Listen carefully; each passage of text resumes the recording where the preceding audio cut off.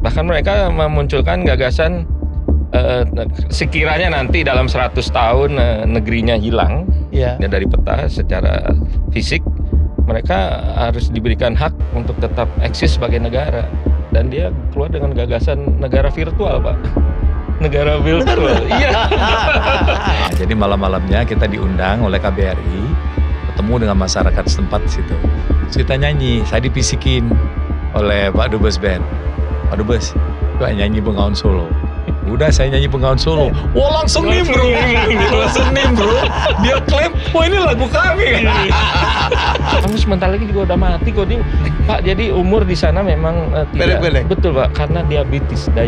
Iya, Jadi diabetes. mereka tidak banyak Dan banyak yang obes tuh di PJ ya, Pak? Di Nauru, lebih banyak di Nauru itu baru. Yang obes semua rata-rata ya?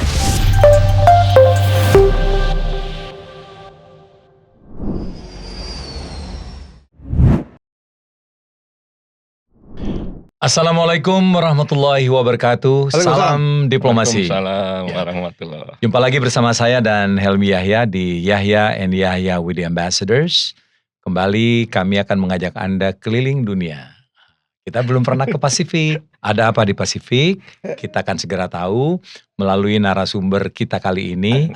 Duta Besar luar biasa dan berkuasa penuh Republik Indonesia untuk Fiji, Dubes Ben Karnadi. Muridnya Pak Tantowi.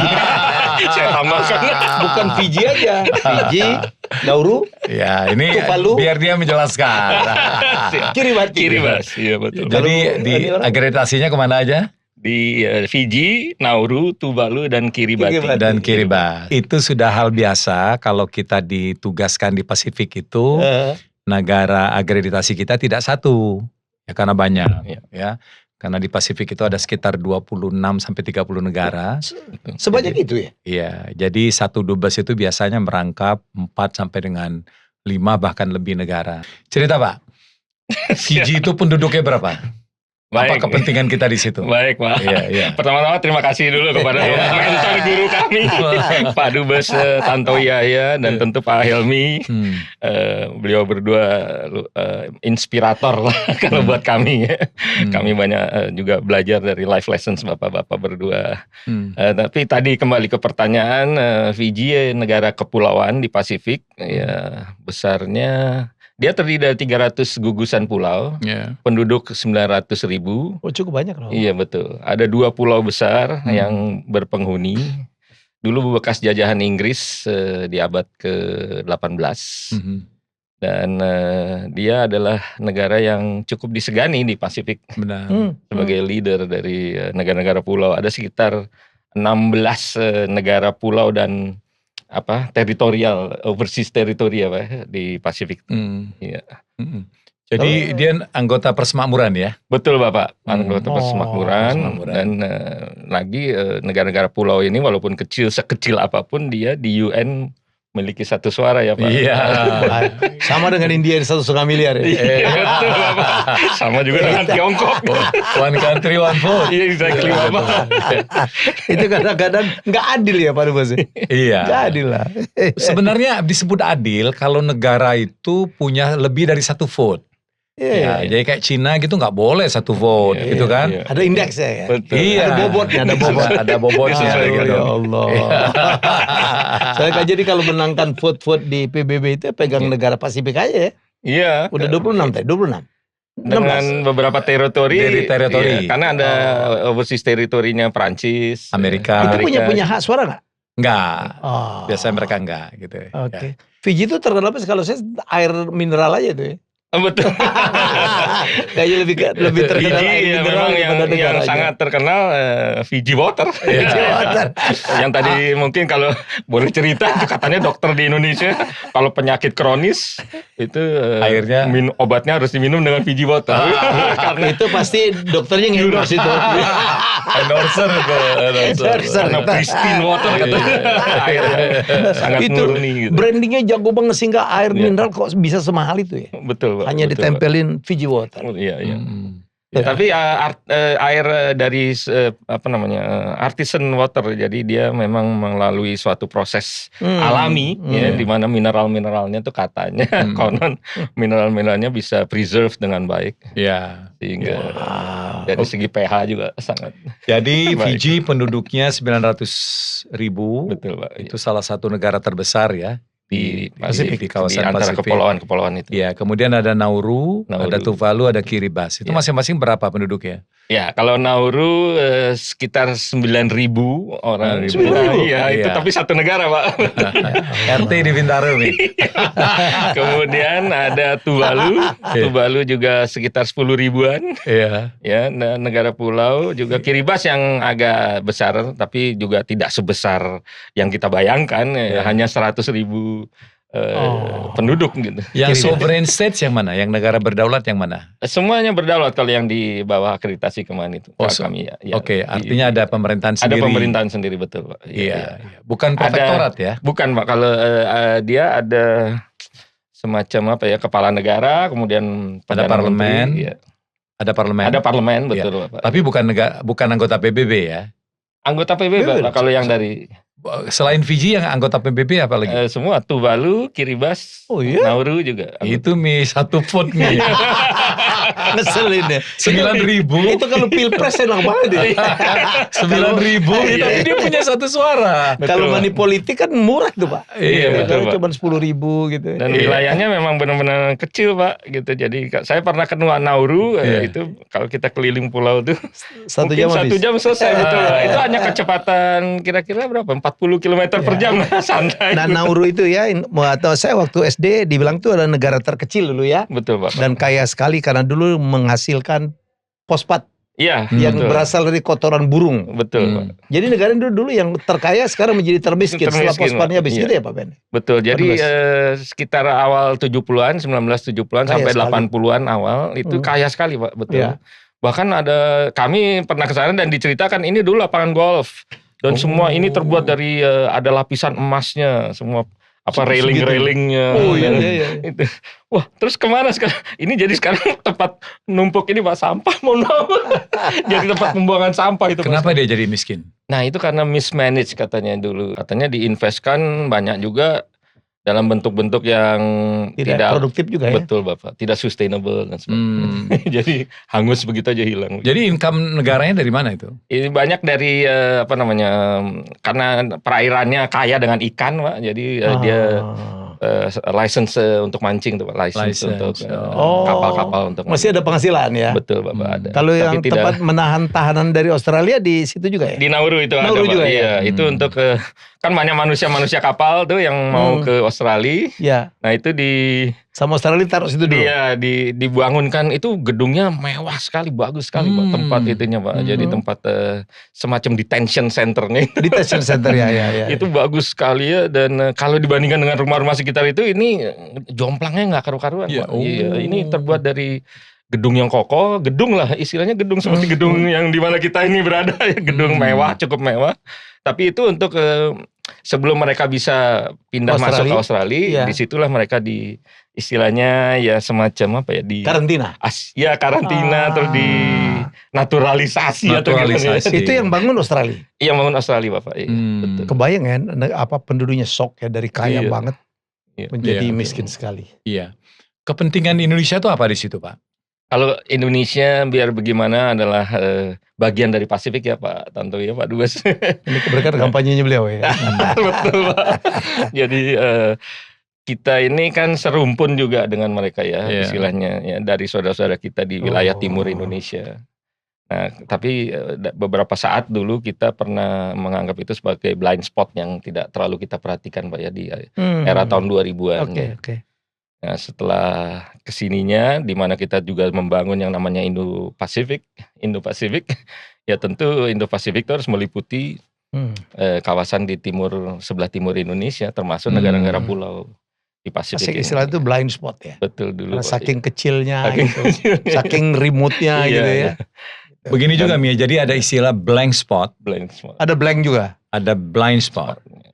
Kalau pengertian saya blank spot itu blank, artinya kita tidak hadir di situ. Memang overlook atau bagaimana. Tapi kalau blind spot, kita hadir di situ tapi tidak tahu kita mau ngapain.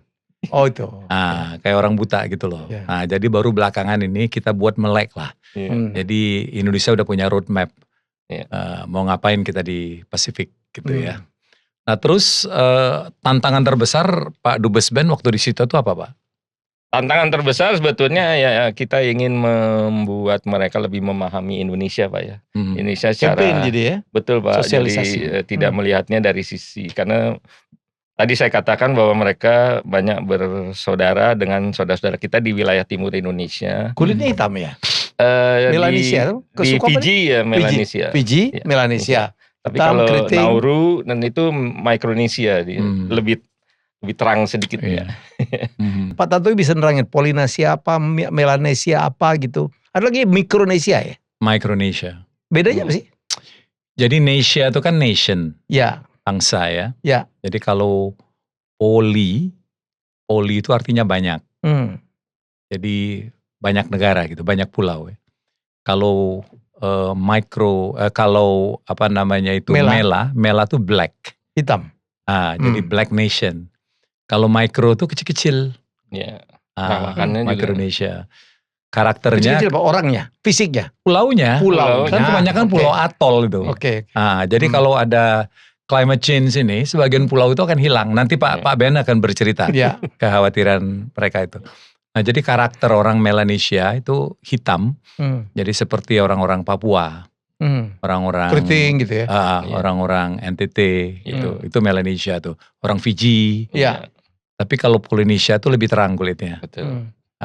Rambutnya Ambon gitu ya? juga tidak Ambon. Ambon ya? tuh sebagian Polinesia, sebagian Melanesia. Kalau NTT mungkin lebih ke Lebih ke Melanesia. Melanesia. Lebih ke Melanesia. Nah, kalau Micronesia itu sebenarnya seperti kalau kita tuh orang-orang Manado gitu ya. Orang-orang Gorontalo. Oh iya? Ya, karena kita putih. lebih dekat di situ ya. Ternate gitu ya. Ternate, Filipina. Itu Sangir tuh ya, Pak. Sangir. Itu tuh Micronesia. Jadi kita itu secara geografis dan secara demografis memang bagian daripada Pasifik. Iya. Gitu. Jadi kita tuh serumpun dan menempati samudra yang sama. Boleh nggak kalau saya katakan negara Melanesia, Polinesia terbesar itu Indonesia dong? Dari wilayah dan jumlah penduduk. Nah itu yang saya dengan Pak Ben perjuangkan waktu kami sama-sama di Pasifik itu. Jadi pada awalnya terjadi penolakan Pak Ben ya. Kenapa Indonesia mengklaim bagian dari Pasifik? Saya bilang gini aja, Papua itu adalah Pasifik terbesar. Ya. Penduduk terbanyak. Kalau penduduk terbanyak itu sebenarnya Papua Nugini. Dia 8 juta lebih. Oke. Ya, kalau kita tuh di bawahnya gitu. Nah kalau dia menganggap Papua Nugini itu bagian dari Pasifik, kenapa nggak Papua kita? Kan itu mereka they share the land. the same land kan gitu. Same Nah pada titik itu mereka diam langsung. Nah terus mengapa saya bilang ya Papua tuh Indonesia. Itu Papua tuh Indonesia. Jadi kalau kita mengakui bahwa Pasifik itu bagian dari kita ya karena ada provinsi kita. Waktu itu 6 provinsi yang merupakan bagian dari Pasifik. Apa aja tuh? Papua aja ada 4 waktu itu. Sekarang udah 6. Dimekarkan ya Mas. Sekarang udah 6. Terus tambah ada Maluku 2. Maluku Utara. 8 kan udah. Terus NTT. Kalau NTT itu secara geografis tidak. Tapi secara demografis orang NTT itu adalah bagian dari Pasifik. Gitu. Ya, jadi kita sah. Jadi kalau dijumlahin, lebih banyak kita. we are the biggest dong. Oh iya, in term of population, orang Pasifik terbesar itu adanya di Indonesia, di Indonesia bagian timur. Jadi mesti negara-negara itu dong yang masuk ke Indonesia. Nah makanya waktu kita menggagas klaim We Are Pacific, terus kita bikin Pacific Expo, diterima oleh mereka. Karena data-data kita cukup gitu. Nah sayang setelah kita pulang, campaign ini tidak berlanjut. Nah, padahal kita udah setengah jalan sesungguhnya. Nah ini kita lagi perjuangkan sekarang bahwa jangan sampai terhenti gitu engagement kita. Betul Pak. Nah, engagement kita dengan Pasifik itu tidak boleh berhenti. Harus ada inisiatif-inisiatif baru untuk tetap menjaga persaudaraan dengan mereka. Karena ada banyak sekali ya gerakan-gerakan separatis ya, upaya-upaya untuk menarik Papua keluar gitu ya Pak Dubes ya. Jadi mungkin karena mereka serumpun tadi Pak dari Ya. suku bangsa Melanesia. Nah mereka menganggap ini bagian dari saudara-saudaranya gitu. Iya.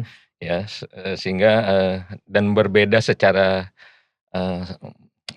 adat, ya, suku bangsa dengan the majority of Indonesians yang katanya kita lebih kepada Asia, suku dan bangsa Islam. Melayu ya Pak ya.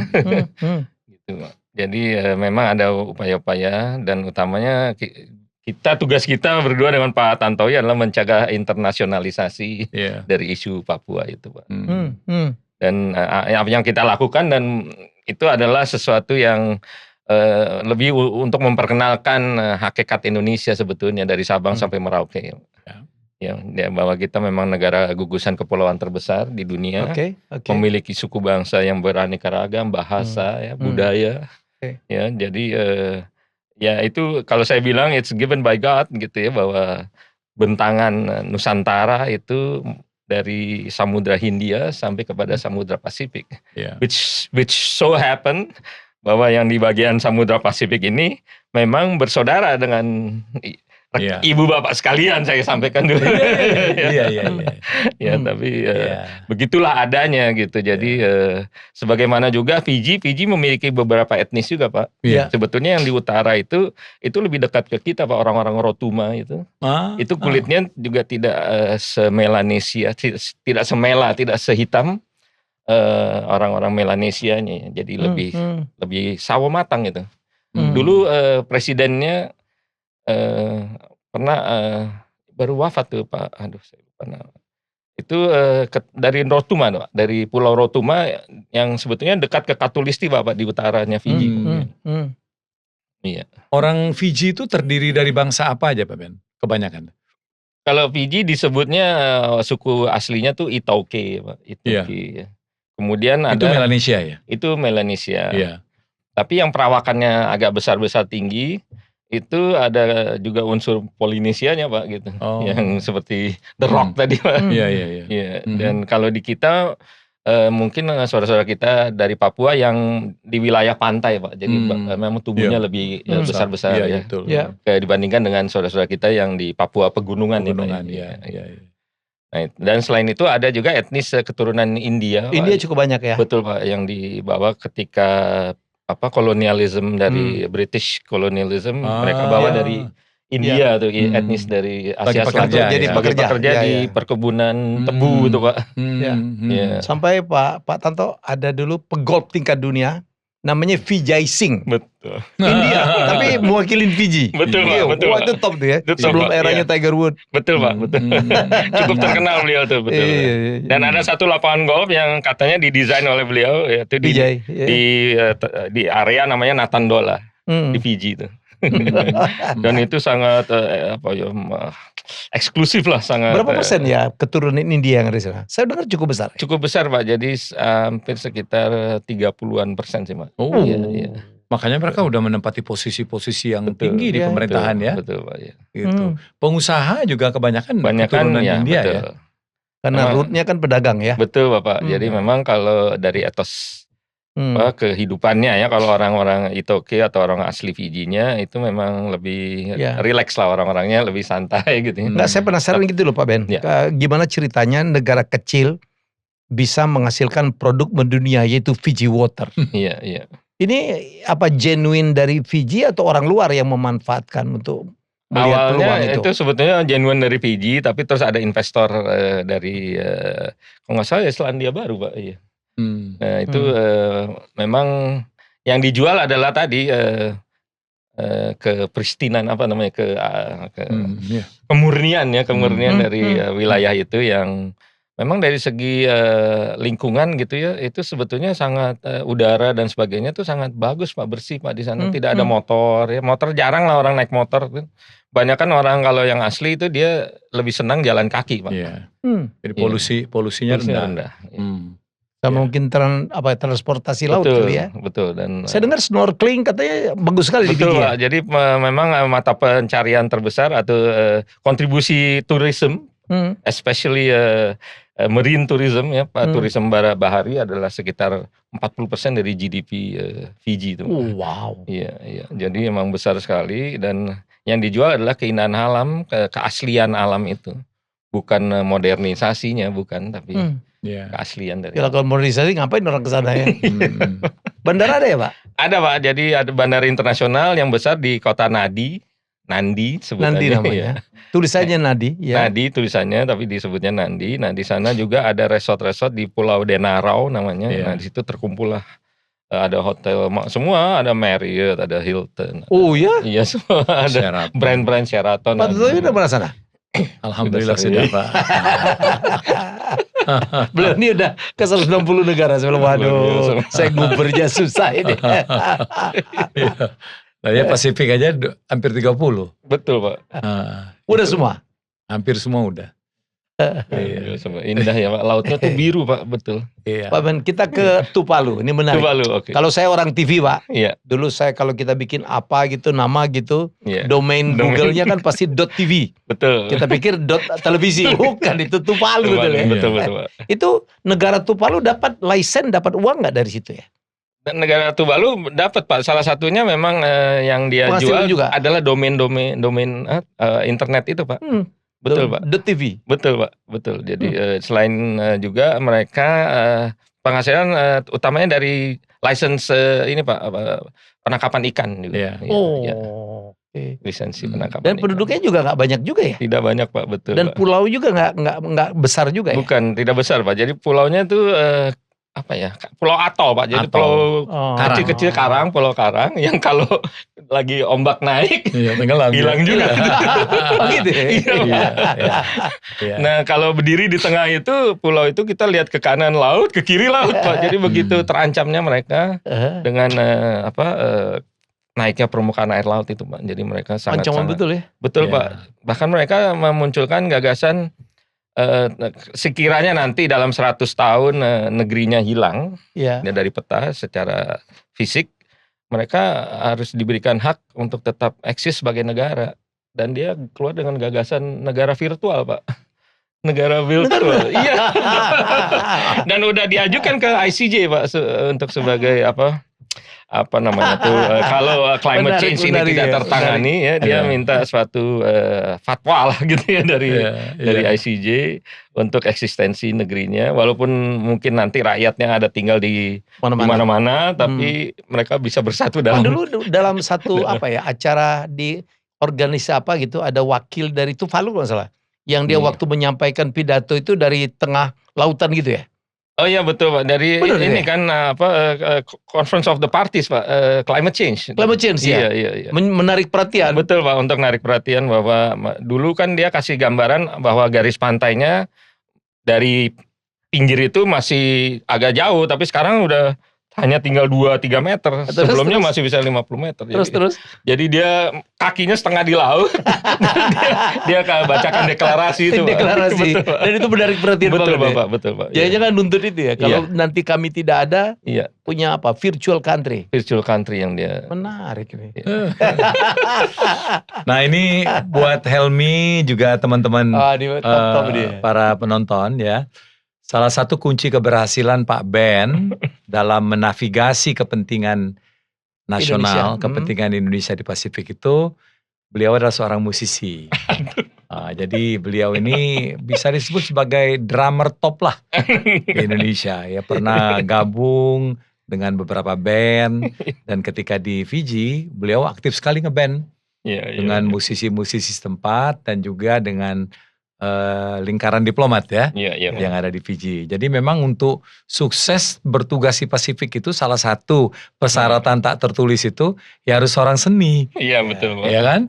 Karena orang Pasifik itu lebih mudah didekati dengan budaya, Betul.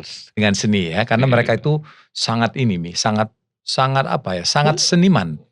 Kayak Ambon lah kali ya. Iya, Betul Pak, betul. persis. Dengan bernyanyi. gitu ya. Bernyanyi, bermusik, Iya. ya menari gitu. Nah, itu ciri-ciri orang Polinesia.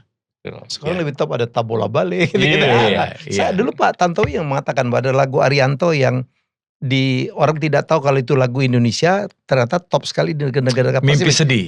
Di malam sepi Ya, aku. jadi Mimpi Sedih itu pertama kali dibawa oleh seorang komposer Selandia Baru ketika dia mengunjungi militer Selandia Baru yang bertugas di Singapura. Terus? Waktu itu sama petugas sama militer di sana diperkenalkan lagu Mimpi Sedih tahun 70-an yang lagi ngetop-ngetopnya. Ya. Nah ketika dia dengar itu dia bilang, oh ini melodinya sangat Pasifik. Nah terus dibawalah ke Selandia Baru, diganti liriknya dalam bahasa Maori. Meledak lagu ini di antara orang-orang Pasifik. Ya. Nah orang-orang Pasifik yang ada di New Zealand itu orang yang datang dari banyak negara tetangga. Negara-negara Pasifik itu. Ada orang Fiji, orang Samoa, orang Tonga.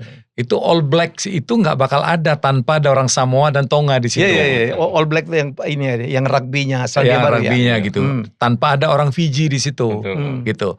Nah, dari Selandia Baru dibawalah lagu ini ke negara-negara Pasifik. Menyebar.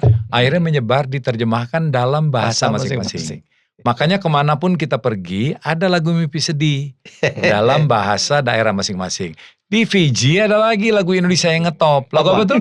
Lagu apa tuh? Yang kita nyanyiin bersama-sama tuh? Betul Pak, ada. Lagu Indonesia? Betul Pak. Bengawan Solo ya? Bengawan Solo Pak, betul. Jadi itu menceritakan mengenai bunga kalau di Fiji. Iya. Kalau di kita menceritakan mengenai sungai Pak. Iya. Oh, dia ganti. Pak Tantowi nyanyi. Kata-kata dia ganti. Jadi kata-katanya kalau dia bercerita mengenai bunga, Pak Tantowi waktu itu nyanyi, dia langsung gabung ya Pak. Iya, langsung ikut nyanyi. Iya. This is a Fijian song dia bilang gitu. Enak aja ya. Jadi kita pernah setelah kita purna tugas nih, kita dikirim oleh Kemlu untuk datang ke Fiji untuk bertemu dengan Perdana Menteri yang baru. Ada satu misi lah. Nah, jadi malam-malamnya kita diundang oleh KBRI. Ketemu dengan masyarakat setempat situ. Terus kita nyanyi, saya dibisikin oleh Pak Dubes Band. Pak Dubes, coba nyanyi Bengawan Solo. Udah saya nyanyi Bengawan Solo. Wah langsung nimbrung. Langsung nimbrung. Dia klaim, wah ini lagu kami. Terus dia nyanyi dengan bahasa mereka. Betul. Itu mengenai bunga ya. Menceritakan mengenai bunga Pak. Jangan karena di Fiji gak ada sungai kali ya? Di Fiji ada sungai Pak, tapi nggak seperti Bengawan Solo atau nggak seperti kalau sungai-sungai. Kalau Nauru, Tuvalu nggak ada sungai saya dengar ya? Pak, ya. Laut. Tapi kalau melalui lagu itu langsung cair dong ya? Langsung cair. Kempar udah. Langsung cair. Langsung. Kalau saya ke Samoa, ke Tonga, ke Cook Island gitu, saya nyanyi lagu Mimpi Sedih itu, langsung mereka nyanyi dengan bahasa mereka. Ya, saya bilang it's okay, ini lagu kami yang Anda pakai, tapi saya nggak cat royaltinya. Just help us. Jadi irama dan nadanya itu familiar buat mereka. Familiar buat mereka. Gitu loh. Ini fakta baru nih untuk para penonton. Dan itu sering membuat cair suasana Pak. Kalau kita pendekatannya secara budaya tadi ya.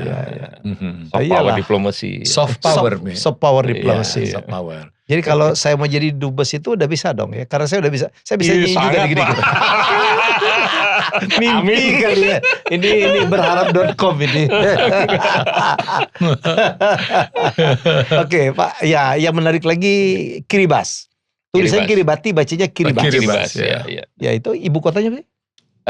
Tarawa nama. Tarawa. Kalau Kirimati itu Kirimas bacanya. Di mana tuh Kirimati? Ada pulaunya enggak ya? Oh iya Pak. Iya. Saya baca tadi. Dan Kiribati itu menarik ya, karena dia di garis, dia tropis ya Pak ya? Dia lebih di utara betul. Ya, dia tropical. Lebih kering udaranya. Ya, jadi dilintasi oleh garis khatulistiwa. Terus dia di bujur itu di 180 derajat. Ya. Jadi perubahan timeline itu, deadline itu dari situ tuh. Dari situ ya. Jadi dia bisa dibagi 4 gitu tuh. Iya.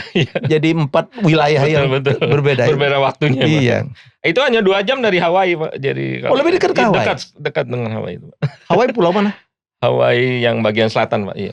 Wahoo. Iya, aduh saya kurang tahu juga namanya. I'm sorry. Iya, jadi ini menarik. Jadi luas sekali ya Pasifik. Iya, betul. Jadi Kiribati itu juga sama pulau di mana terancam dengan climate change. Iya. Dan terancam tenggelam juga. Ya, saya pernah ke sana juga, dan kalau kita berdiri di tengah-tengah itu ya kita bisa lihat kiri dan kanan. Dan waktu Perang Dunia Kedua menjadi basis dari Jepang tuh Pak, pertahanan Jepang. Kayak sandbank jadinya. Betul. Ya, kayak cuman tumpukan pasir. Betul Pak. Ya. Tapi negara Pak. Penduduk berapa? 100 ribuan. Cukup banyak. Cukup banyak, betul. Saya waktu dia kecil kan nonton TVRI, ingat gak? Apa ya, dulu ada petualangan Thor Heyerdahl ya. Yang Pasifik itu, yang jadi Kontiki. Oh iya. Jadi Saya tuh kebayang betul tuh Pasifik dari pulau ke pulau dengan budaya yang sangat berbeda. Ya, typical island living gitu Pak. Jadi memang mereka tidak punya ambisi yang nggak seperti kita lah istilahnya. Mereka day to day-nya juga lebih santai, relax gitu ya. Walaupun kadang cukup menggemaskan juga kalau kita perlu menggali sesuatu informasi lamban sekali itu munculnya informasi yang kita perlukan. Tapi ya begitulah Pacific Way-nya gitu ya. Mereka memang lebih santai menghadapi hidup, relax ya, tidak ngoyo gitu. Dan orang-orangnya sangat bersahaja Pak, sangat baik ya, sangat down to earth gitu Pak. Menurut Pak Dubes, apa pentingnya itu Bagi Fiji dan 4 negara itu bagi Indonesia? Ya kalau saya lihat ya kita ingin mewujudkan yang namanya Indo-Pasifik ya Pak ya. Jadi Indo-Pasifik di mana Indonesia memiliki pengaruh ya yang cukup baik kepada negara Pasifik ini dan tidak dicurigai bahwa kita ada interest tertentu sifat, dan mereka tuh pada intinya sebetulnya lebih senang kalau berkolaborasi bekerja sama dengan Indonesia Pak, ketimbang dengan traditional partners mereka seperti Australia dan New Zealand ya, yang dimana mereka merasa lebih di patronize ya, digurui dan sebagainya. Ya, tapi kalau dengan Indonesia dia melihatnya kita sama-sama negara berkembang, sama-sama negara yang dulu keluar dari kolonialisme. Ya, dan terlebih lagi sama-sama negara kepulauan yang memiliki challenges ya, tantangan yang sama gitu. Dan secara kultural juga lebih dekat ke Indonesia Bapak, dong daripada ke Australia dan Selandia Baru. Betul Pak. Ya. Common grounds kita sama ya. Betul Pak. Ya, dibandingkan mereka dengan bangsa kulit putih. Betul. Hanya kita kurang tadi Pak, ya kurang memperkenalkan diri ya Pak. Kita kadang apa kita malu-malu kali Pak ya, atau gimana Pak? Atau karena jarak kali ya, atau karena kepentingan ekonomi mungkin hampir tidak ada ya. Pak Dubes ada kepentingan ekonomi nggak ya? Ada. Kita bersahabat dengan negara-negara ini. Kecil sekali karena negara-negara itu kan populasinya kecil. Kecil ya. Jaraknya jauh, daya beli juga tidak tinggi. Ya. Nah, jarak itu kan membuat tingkat kemahalan harganya kan tidak bisa ditekan kan. Betul. Karena ongkos transportasi. Jadi kita itu hakikatnya kalau membangun hubungan ekonomi dengan negara-negara itu, kita lebih banyak membeli ya, daripada kita menjual. Jadi kita lebih membantu mereka. Membeli pun dalam rangka membantu ya? Iya, betul. Membantu. Tapi ada juga produk-produk unggulan kan seperti Fiji Water. Terus ada lagi produk-produk kecantikan. Jadi ada wellness produknya bagus ya, namanya Pure Fiji Pak. Itu kalau Bapak cek di Tokopedia atau itu harganya cukup luar biasa. Itu premium itu Mi. Jago Fiji ini. Jago jualan. Dia masuk ke niche yang betul. Ke atas dari premium produk. Betul, premium produk. Nah, yang bisa kita bantu itu adalah mereka tuh kan sumber daya alamnya itu kan terutama dari pertanian itu kan bagus gitu. Seperti umbi-umbian ya Pak Dubes ya. Betul. Talas, singkong dan segala macam. Nah, misal kita itu bisa investasi di situ. Misalnya kita bikin pabrik. Pabrik pengolahan umbi-umbian itu menjadi keripik. Betul Pak. Nah, keripik kemudian kita dari sana ekspor. Jadi bayangin kalau misalnya ada Fijian chips, Samoan chips. Betul. Itu kan eksotik nama itu. Samoan misalnya cassava chips. Ya, kemudian taro. Taro itu kan makanan sehari-hari mereka. Nah, dulu kita mengencourage itu, investor kita datang ke sana bangun pabrik, ya, itu akan menciptakan lapangan pekerjaan dan itu akan membuat mereka berterima kasih ke kita. Menambah income juga tuh. Menambah income. Hasilnya kita bisa sebar ke kawasan Pasifik. Betul. Bahkan sampai ke Australia dan New Zealand. Jadi hakikat kita itu kita ngebantu. Membantu memasarkan terus transfer of technology and knowledge. Dan kalau ada apa-apa di PBB kita dapat support mereka ya? Ya itu kan kepentingan politiknya. It goes without saying kalau kita sudah melakukan hal yang baik. Kita collect itu. In return itu diminta nggak diminta. Mereka akan memberi itu gitu.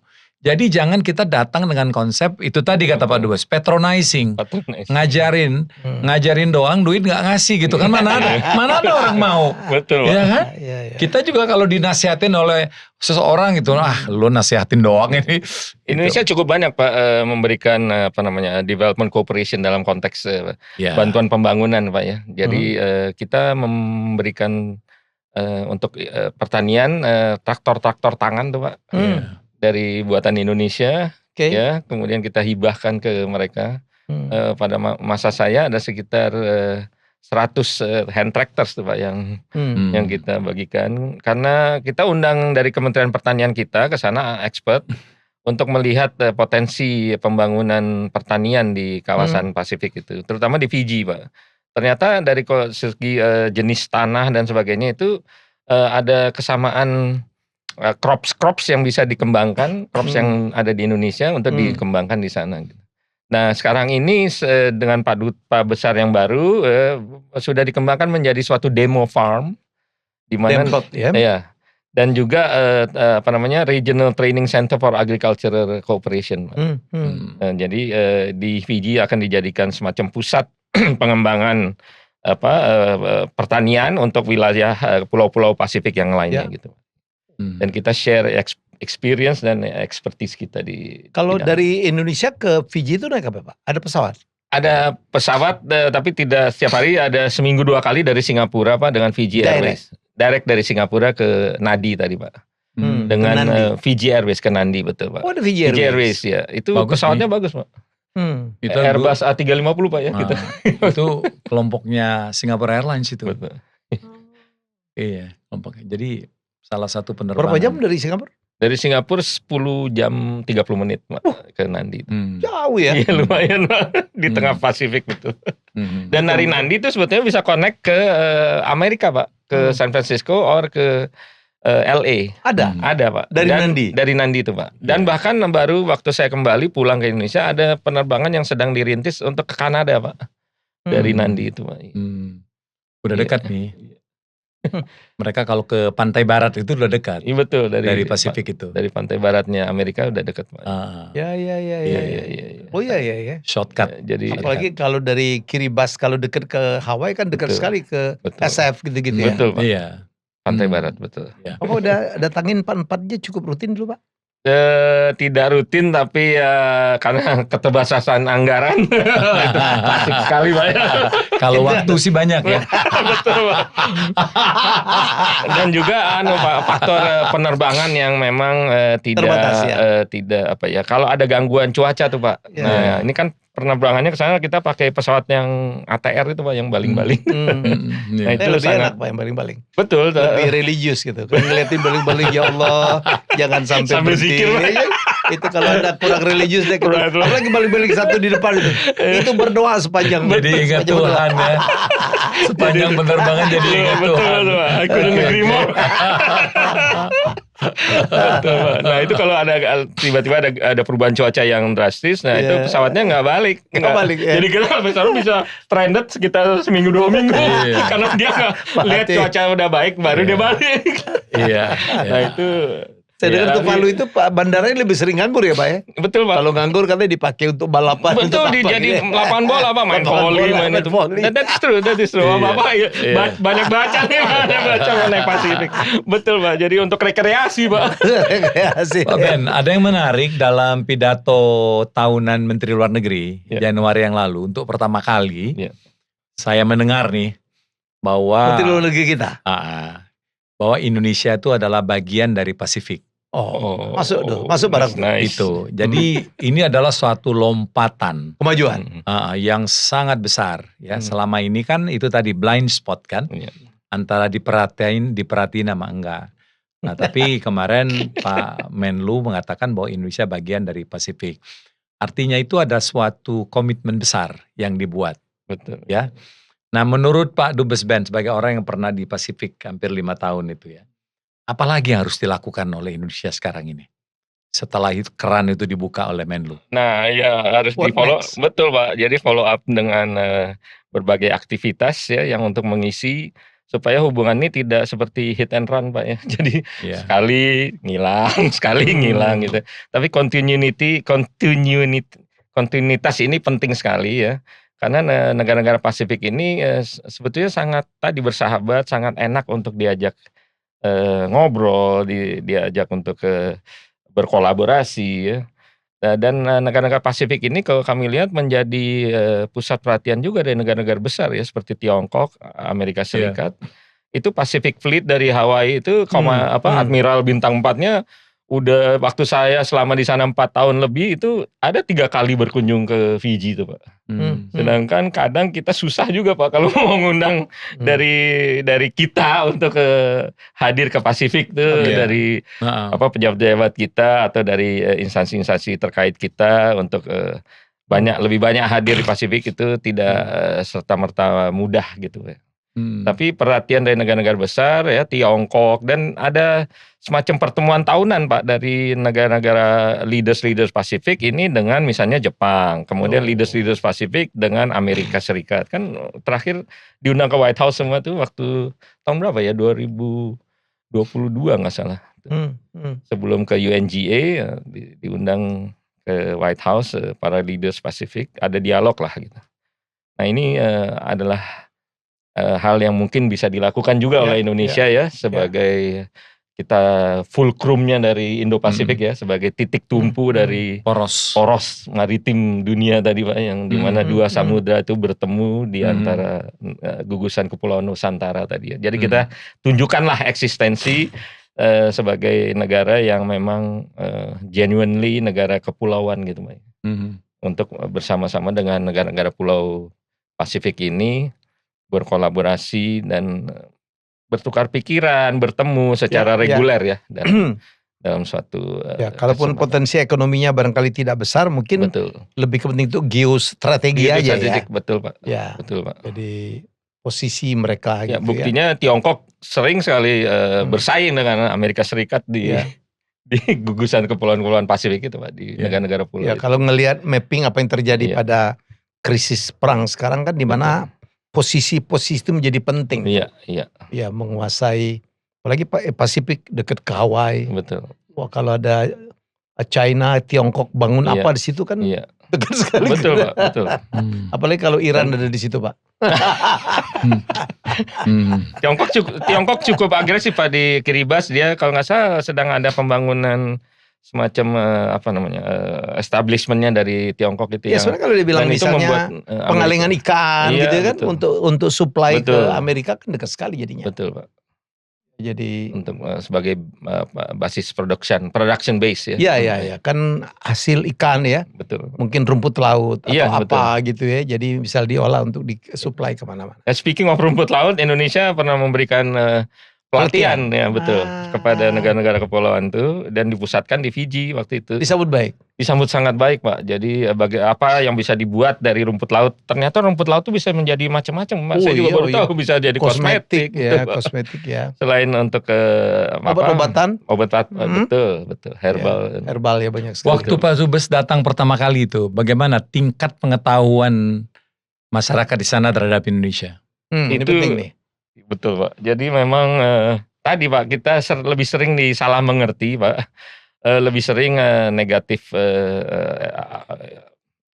aspek negatif ya dari istilahnya karena keadaan Papua ya dan itu yang lebih banyak kita disalah mengerti Pak. Tapi kita terus melakukan engagement ya dengan soft power diplomacy. Banyak kita lakukan pelatihan-pelatihan yang kadang tidak mesti kita hadirkan dari Indonesia pelatih-pelatihnya, tapi in-house dari KBRI lah. Kita melatih mereka misalnya, saya ada beberapa kegiatan yang disebut diplomasi dadar gulung, diplomasi bakso, jadi atau diplomasi kelapa muda. Kadang produk seperti buah kelapa tuh Pak, mereka hanya minum airnya aja Pak. Tidak dimanfaatkan isinya dan sebagainya. Nah kita ajarkan mereka bagaimana itu bisa dikerok dagingnya dan itu bisa dijadikan es kelapa gitu. Menjadi produk yang lebih ada nilai tambah gitu. Nah itu kita lakukan pelatihan-pelatihan secara in-house dari teman-teman di KBRI, berkolaborasi dengan gereja, dengan LSM-LSM di sana, dengan sekolah-sekolah menengah, SMA dan sebagainya itu. Jadi untuk utamanya adalah untuk lebih memberi pemahaman yang tepat lah mengenai Indonesia ya sebagai sesama negara kepulauan. Jadi kita tidak dicurigai sebagai negara yang apa tuh punya masalah.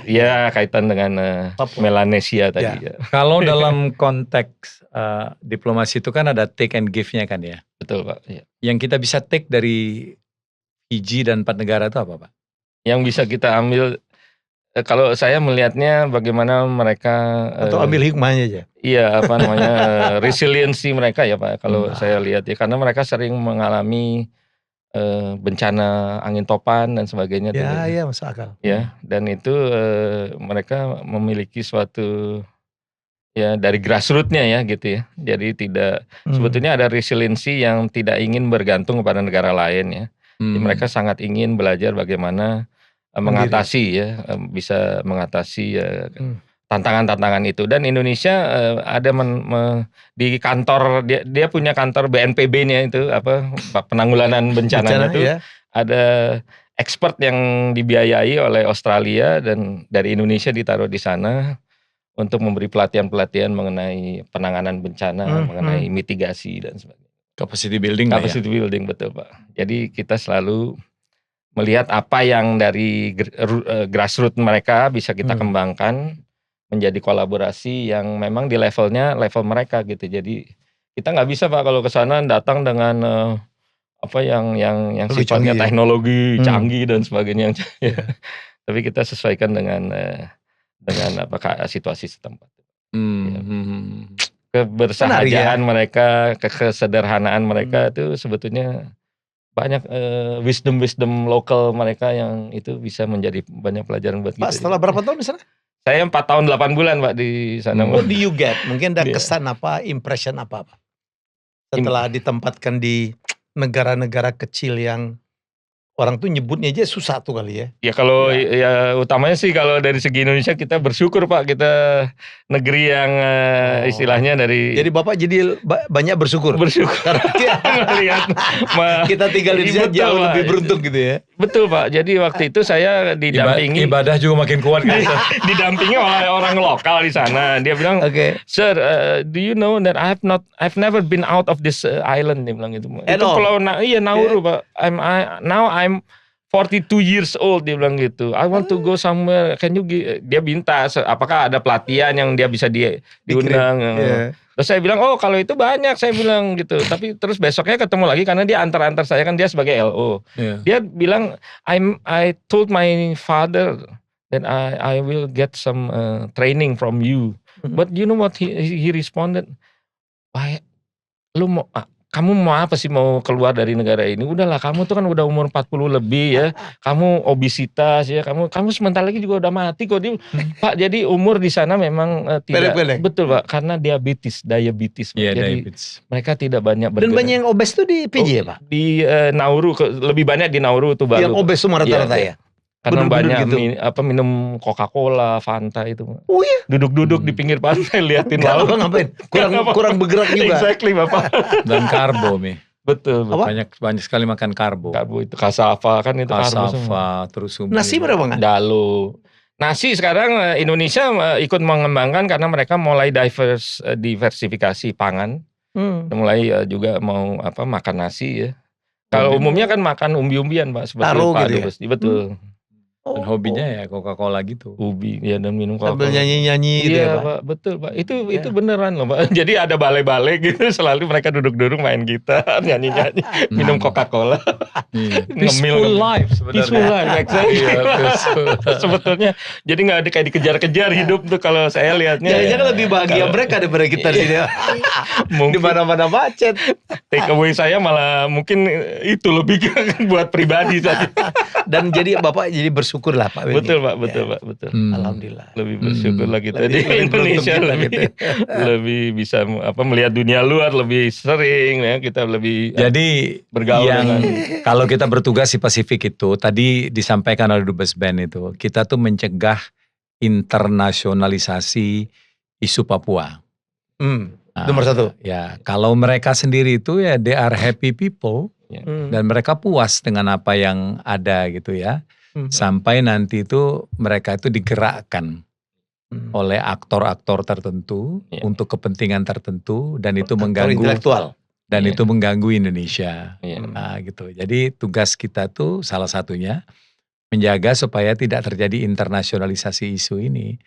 Kalau mereka tuh ya mereka pasti pro kita. Mereka merasa bersaudara, dekat dengan kita. Kecuali tadi itu ada sentimen ras ya. Tapi sentimen ras itu pun lebih banyak disebabkan oleh ketidaktahuan mereka tentang situasi sesungguhnya. Mereka tuh nggak tahu pasti kok apa yang terjadi di Papua. Gitu. Mereka dapat informasi dari sumber-sumber terbatas yang sudah terkontaminasi oleh kepentingan tertentu. Itulah tugas dari kepala perwakilan di situ. Terus Pak Ben di sana bikin berapa band sempat? Jadi saya memang ada band dengan dan pemain gitar ini cukup legend juga di sana Pak, namanya Tom Maui. Ya, waktu itu Bapak nyanyi dengan beliau juga waktu kita betul. Oh ada dia. Oh iya, ada dia juga Pak. It's nice. Iya, dan dia di-endorse oleh ini gitar Taylor gitar. Iya, bagus mainnya. Betul Pak. Jadi berkenalan dengan beliau dan beliau selalu informasikan kalau ada kita ada main di sini, kamu mau ini nggak ikut main? Oh, saya datang lah dengan bawa stick drum. Selalu ikut jam session dengan mereka. Nah, dari situ juga saya diperkenalkan oleh beberapa kalangan-kalangan seperti kepala suku ya, kepala adat dan sebagainya. Nah, di situ saya manfaatkan juga untuk bisa menjelaskan mengenai Indonesia. Saya dari mana, saya siapa gitu ya. Dari negara pulau juga saya gitu. Nah, gitu. Oh, baru ketika memang menyebut Papua dia paham. Oh, iya. Nah, itu memang banyak informasi yang disinformasi betul Pak, yang sebagaimana Bapak Dubes Tantowi sampaikan tadi. Nah, itu kita menyampaikan dari sisi kitanya ya, sebagaimana apa yang sebenarnya terjadi di sana dan apa yang suka di blow up oleh LSM dan digunakan juga sebagai untuk political menjelang pemilu dan sebagainya di negara-negara kepulauan itu dijadikan isu politis lah gitu ya. Jadi seolah-olah negara ini kandidat yang mau menjadi Perdana Menteri ini memiliki atensi dan simpati kepada saudara-saudaranya di negara lain. Jadi, nah itu kita sering meluruskan lah bahwa yang terjadi itu kan bukan suatu sistematik hal yang sistematis ya, tapi itu memang insiden-insiden kecil yang memang terjadi di saudara-saudara kita di timur Indonesia. Staf ada berapa Pak?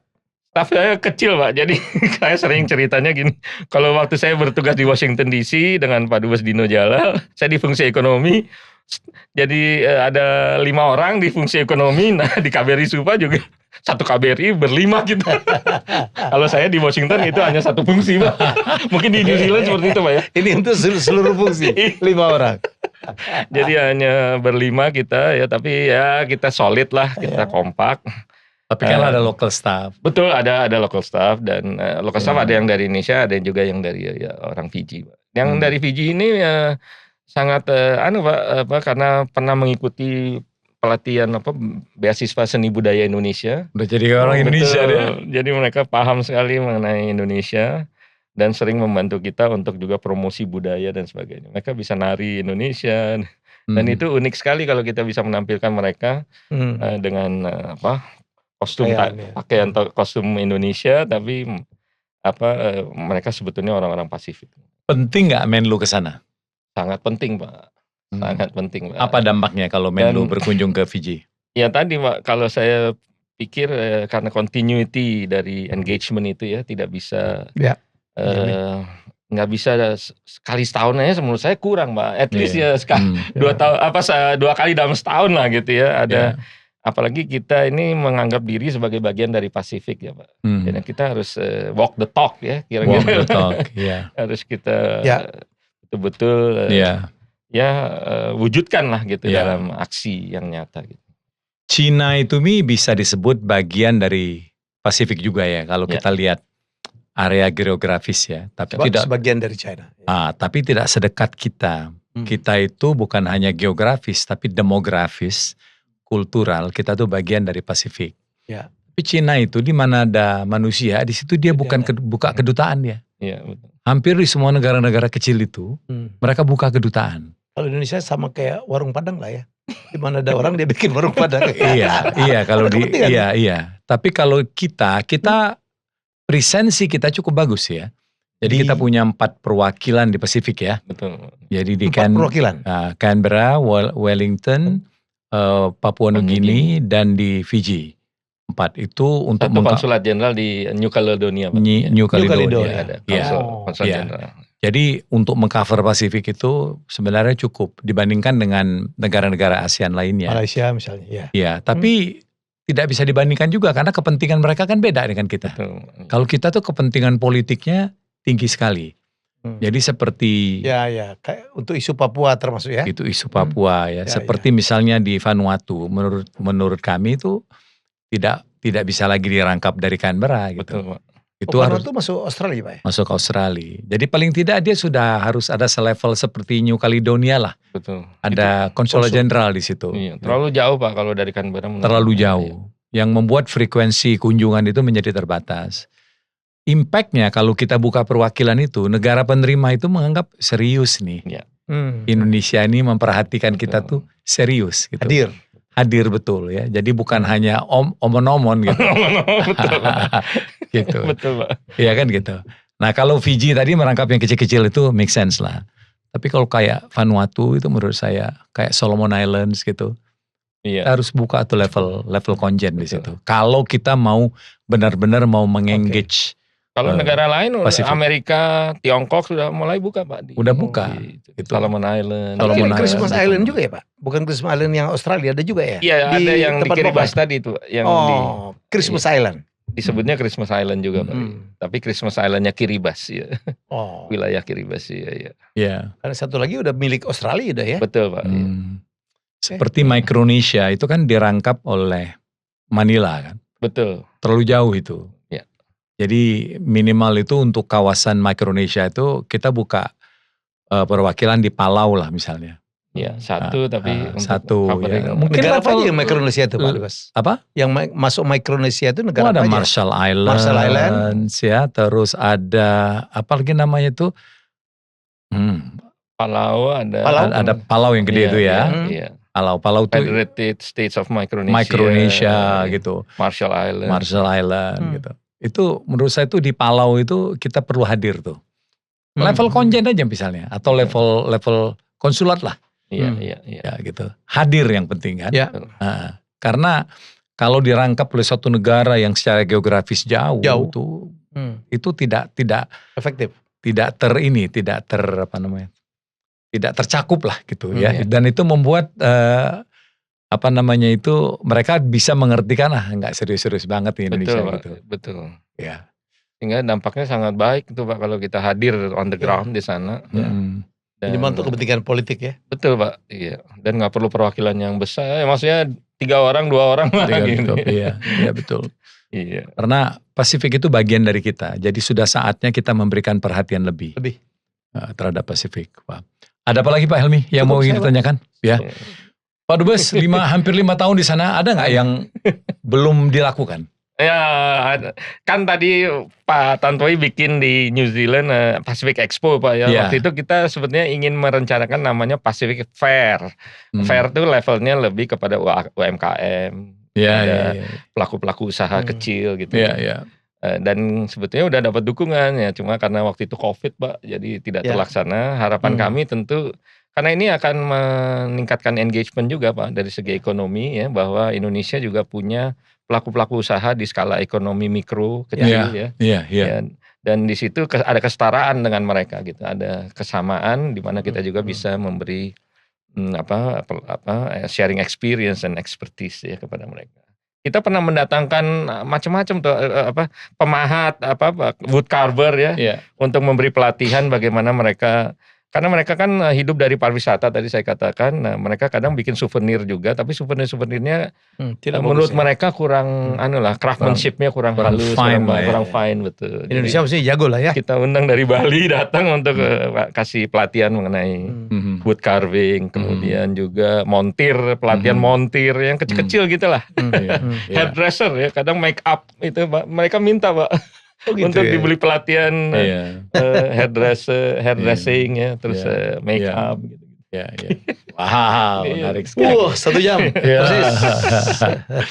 Terima kasih banyak. Dari obrolan kita dengan Pak Dubes Pak Ben Kanadi tadi, mudah-mudahan wawasan pengetahuan teman-teman sekalian mengenai Pasifik itu bertambah lagi. Jadi tidak semua keberadaan perwakilan kita itu orientasinya ekonomi. Jadi kalau memang wilayahnya kecil, penduduknya kecil, kemampuan ekonominya juga tidak begitu besar, maka kita tidak bisa memaksakan diplomasi ekonomi di situ. Tapi yang paling penting itu yang juga tidak kalah pentingnya itu adalah menjaga silaturahmi. Nah, silaturahmi ini bisa dikonversi pada waktunya nanti menjadi dukungan politik kepada kita, kepada Indonesia. Jadi jangan selalu bahwa setiap kali ada perwakilan harus balik modal, harus balik modal. Berapa tuh nilai perdagangannya, investasinya ya? Kalau memang tidak ada di situ, ya tidak bisa dipaksakan. Karena beda kan kondisinya berbeda-beda Pak ya. Beda kondisinya. Ada juga beberapa negara dari sisi ekonomi yang kecil, tapi kepentingan untuk menjaga keselamatan warga kita tinggi. Maka prioritas dari perwakilan kita adalah itu. Jadi tidak bisa disamaratakan. Walaupun saya sangat mendukung bahwa salah satu KPI penting perwakilan itu adalah ekonomi. Tapi sekali lagi tidak bisa dipaksakan. Nah, Pasifik itu adalah salah satunya itu. Jadi kita menjaga silaturahmi sebagai bangsa Pasifik. Betul. Kita bangsa Pasifik dan bertetangga langsung. Jadi wajib bagi kita hukumnya untuk menjaga. Bebas visa loh Pak ke Fiji. Bebas visa ya? Iya, buat kita paspor hijau. Mereka juga bebas visa ke kita. Betul, Pak. Itu kan kita harus kapitalisasi itu. Betul, Pak. Ya kan itu. Baik, terima kasih Pak Dubes Ben. Sekali lagi salaman dulu kita. Ya. Terima kasih Pak kesempatannya Pak Helmi, Pak Dubes. Terima kasih bahasa Fiji apa? Pinaka Pakalebu. Pinaka Pakalebu. Kapan-kapan kita jam lah ngeband ya Pak. Saya nyanyi aja. Pak. Iya, sangat senang. Baik teman-teman, kita jumpa lagi di minggu depan dengan narasumber yang tidak kalah menariknya, dengan negara lain juga yang mungkin Anda pengen tahu tapi tidak pernah dapat informasi yang cukup. Ini dari Dubesnya langsung. Dari Dubesnya langsung ya. Terima kasih. Wassalamualaikum warahmatullahi wabarakatuh. Salam diplomasi. Salam diplomasi.